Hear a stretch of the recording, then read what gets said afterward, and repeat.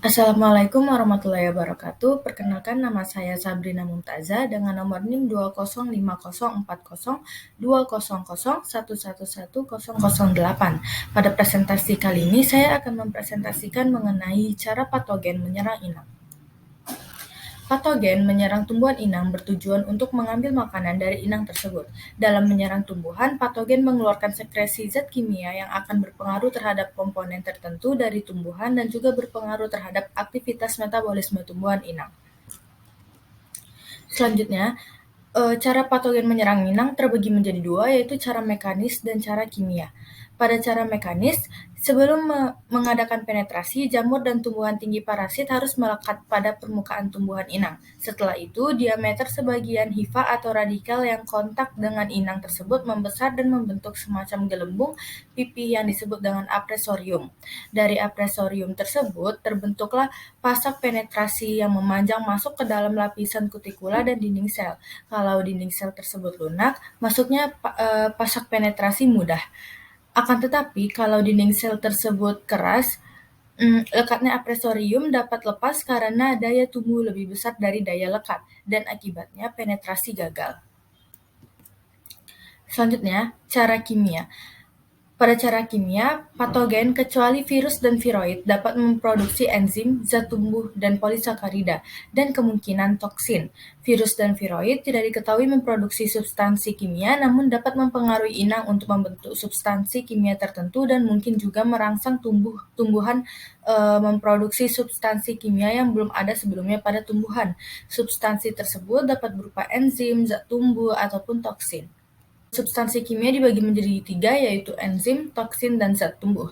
Enzim dari patogen berperan dalam memecah struktur komponen sel inang, merusak substansi makanan dalam sel, dan merusak fungsi protoplas. Sementara pada toksin berpengaruh terhadap fungsi protoplas, merubah permeabilitas dan fungsi membran sel.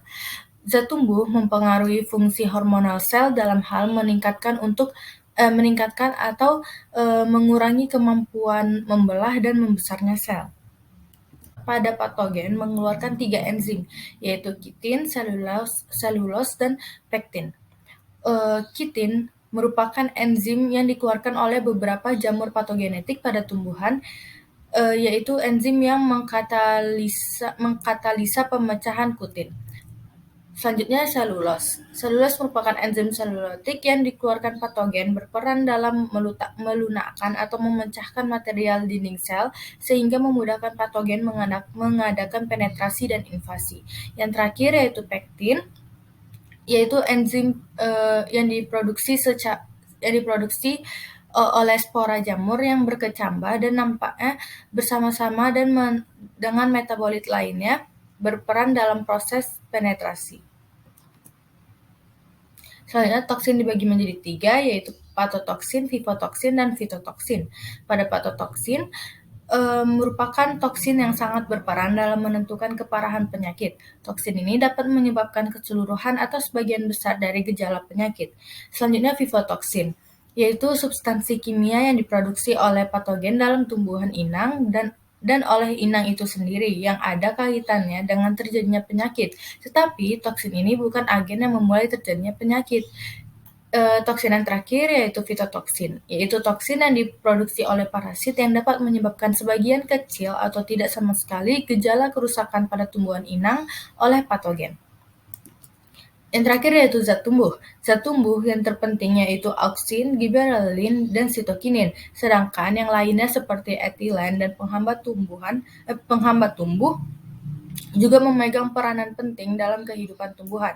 Patogen seringkali menyebabkan ketidakseimbangan sistem hormonal pada tumbuhan dan mengakibatkan pertumbuhan yang abnormal.